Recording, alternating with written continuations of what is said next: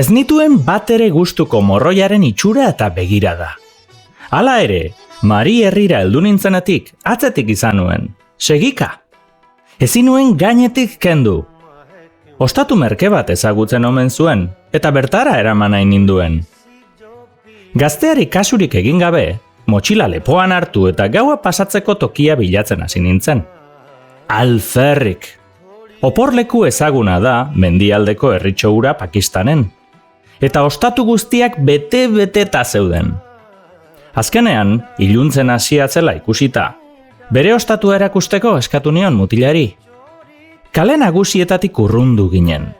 Txabolaz osatutako auzo batean sartu ginen. Eta nahikoa ibili ondoren, etxe zahar eta zikin baten aurrera heldu ginen. Ura omen zen ostatua! Sarreran gazte batzuk aurkitu nituen. Ostatuko langileak omen ziren, baina niri ez zitzaizkidan batere fidagarriak iruditu. Hala ere, berandu egizen beste lekuren bat bilatzeko, eta etxita nire gelara eramateko esanien.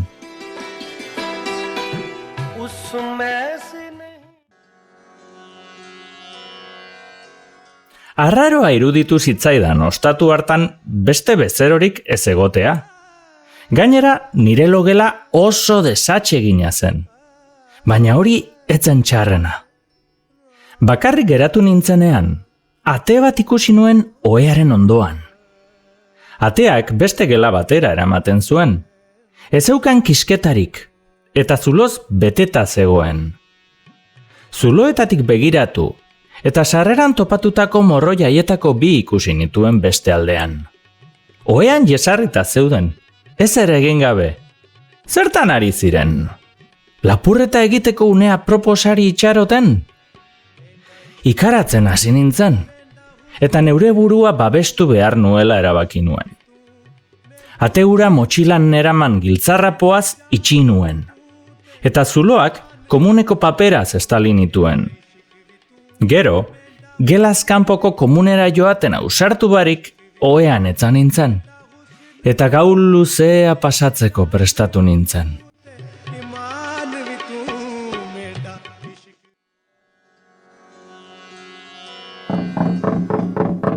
Gauerdian, ate joka hasi ziren. Zarata handia eginez. Zalantzatxu ireki nuenean, bertako langile batekin egin nuen topo. Gizonak irribarre egin zidan. Hortz agin erdi ustelak erakutsiz. Eskuan zekarren galleta bat eskaini zidan, eta urduz zerbait esan zidan. Keinuka galleta jateko eskatu zidan, eta begira geratu zitzaidan.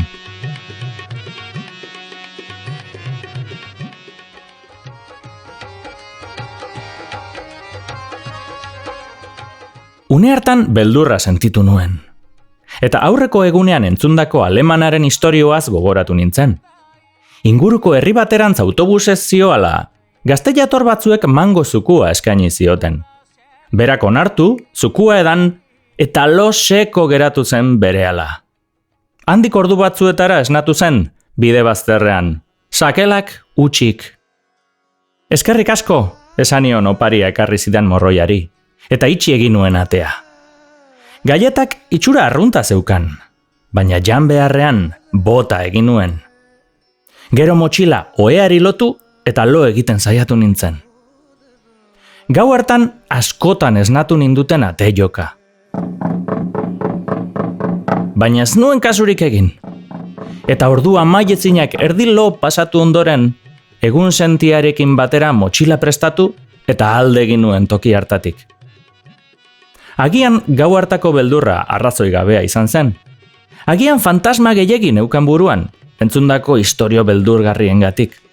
Dena dela, ostatu hartatik urrundu nintzenean, sekulako lasaitu hartu nuen.